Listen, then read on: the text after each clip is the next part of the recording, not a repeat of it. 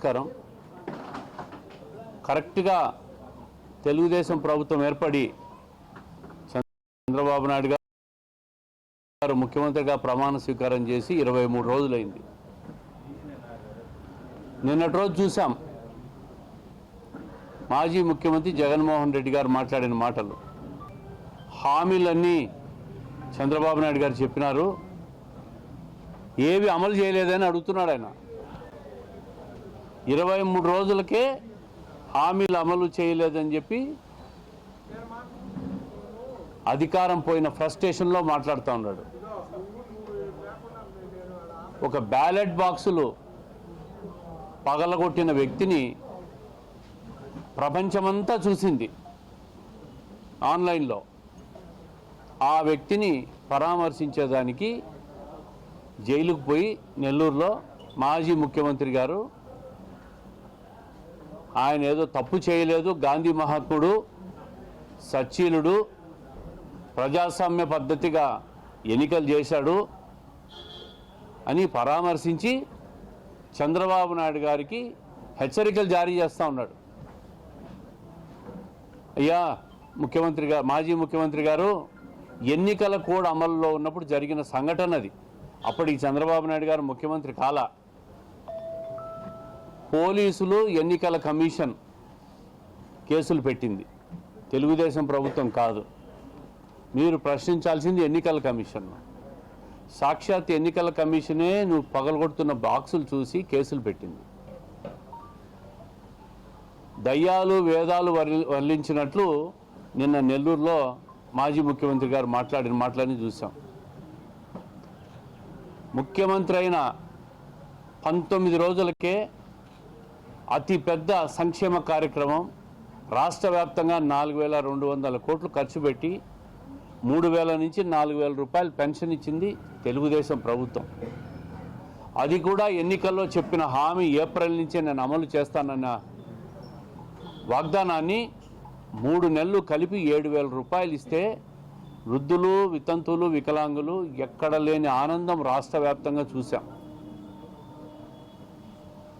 మీరు ఈరోజు ఇసుక మాఫియా చేశారు. అక్రమ ఇసుకను రాష్ట్ర వ్యాప్తంగా కాదు, పక్క రాష్ట్రాలకు కూడా మీరు, మీ నాయకులు, మీ కార్యకర్తలు మాఫియా మాదిరి స్మగ్లింగ్ చేస్తే 8వ తేదీ నుంచి ఉచిత ఇసుకను కూడా ఇస్తూ ఉన్నాం. అదేవిధంగా మినరల్ సెస్, మైన్స్లో ఉన్న రాయల్టీలన్నీ కూడా తొలగిస్తూ కూడా 8వ తేదీ నుంచి ఉత్తర్వులు ఇవ్వబోతూ ఉన్నాం. అంటే ఎన్నికల్లో హామీలు చెప్పినట్లు ఒక్క నెలలోనే మొదటి అత్యంత ఖరీదైన సంక్షేమ కార్యక్రమం పెన్షన్తో పాటు పేద ప్రజలకు ఉచితంగా ఇసుక దొరకాలనే ఆలోచనతో రాష్ట్ర వ్యాప్తంగా కూడా 8వ తేదీ నుంచి ఉచిత ఇసుకను కూడా చెప్పడం జరిగింది. రాబోయే రోజుల్లో ఏవైతే సూపర్ 6 కార్యక్రమాలు చెప్పారో కూటమి ప్రభుత్వం అన్నీ కూడా వరుస క్రమంలో హామీలు ఇవ్వడం జరుగుతుంది. రెండో విషయం, నిన్న ఢిల్లీకి పోయి మా ముఖ్యమంత్రి గారు ఎంతమంది కేంద్ర మంత్రులను కలిశారో జగన్మోహన్ రెడ్డి గారికి అర్థమైందనుకుంటా.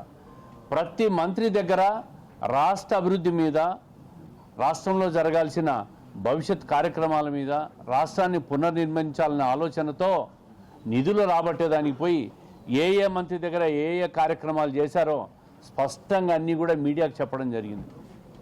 5 సంవత్సరాలుగా ఈ మాజీ ముఖ్యమంత్రి గారు ఢిల్లీకి ఎన్ని పర్యటనలు చేశారు? ఒక్క పర్యటనలో ఉన్న రాష్ట్ర ప్రయోజనాల కోసం ఎప్పుడన్నా మాట్లాడా? కలిసి వచ్చిన తర్వాత ప్రధానులు కానీ మంత్రులు కానీ ఎందుకు కలిసి వచ్చాను అని చెప్పి ఏ రోజైనా ప్రెస్ మీట్ పెట్టాడా?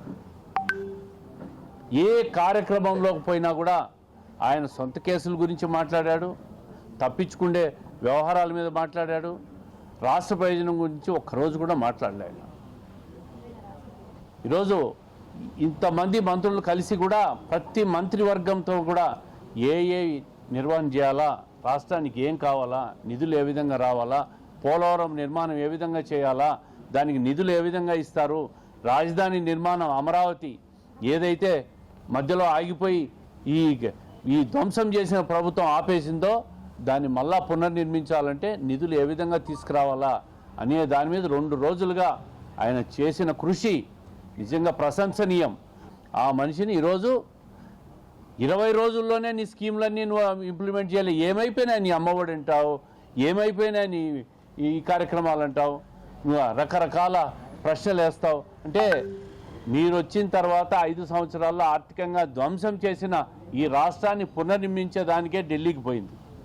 నీలాగా స్వార్థం కోసం, కేసుల మాఫీ కోసం పోలా. ఈరోజు ప్రజలకు మొహం చూపించలేక, ప్రజలకు ఏమి చెప్పాలో ఓడిపోయిన తర్వాత అర్థం కాక జైల్లో ఉన్న ఖైదీలను చూసేదానికి పోయినావు, ప్రజలకు మొహం చూపించలేక. ఒక ఫియర్ సైకోసిస్ అని మాట్లాడుతున్నావు. ఫియర్ సైకోసిస్ అనేది మీరు చేసిన ప్రయత్నం, మీరు చేసిన ప్రయోగం, మీరు ఆచరించిన విధానం. 5 సంవత్సరాలుగా ప్రజలను ఒక భయభ్రాంతులకు గురి చేసి ల్యాండ్ టైటిలింగ్ యాక్ట్ అనేది ఒకటి తీసుకొచ్చి ప్రజల ఆస్తులను దోచేయాలని చూశారు. ఇసుక విధానంతో రాష్ట్ర ఖనిజ సంపద అంతా దోచుకోవాలని చూశారు. మద్యాన్ని మాఫియా చేశారు. ప్రైవేటు భూములను ఆక్యుపై చేసుకొని ఎక్కడ చూసినా కూడా రాష్ట్రంలో ప్రజలను ఒక భయభ్రాంతులకు గురి చేసినారు. ఆ భయముతోనే ఫియర్ సైకోసిస్ లేకపోయింది రాష్ట్ర ప్రజలు నీ 5 సంవత్సరాల పరిపాలనలో.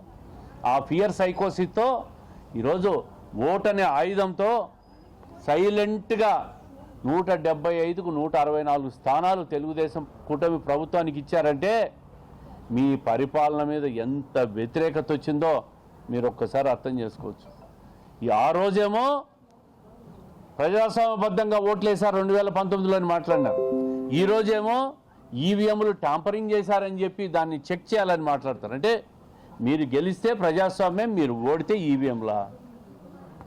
20 రోజుల్లోనే ఇంత ఫ్రస్ట్రేషన్ అయితే ఎట్లా మాజీ ముఖ్యమంత్రి గారు? మీకు అధికార పార్టీకి కూడా, అధికారంలోకి వచ్చిన పార్టీకి కూడా 1 సంవత్సరం టైం ఇవ్వాలి. మీరు ఏవైతే మేము ఎన్నికల్లో హామీ చెప్పామో హామీలన్నీ నిలబెట్టుకునే బాధ్యత కూటమి ప్రభుత్వానిది. అది అనుభవజ్ఞుడైన చంద్రబాబు నాయుడు గారికి తెలుసు. ఖచ్చితంగా ఏ హామీలు అమలు చేశామో, ఏ హామీ ఇచ్చామో అవన్నీ ఖచ్చితంగా అమలు చేస్తాం. దాంట్లో రెండో ఆలోచన లేదు.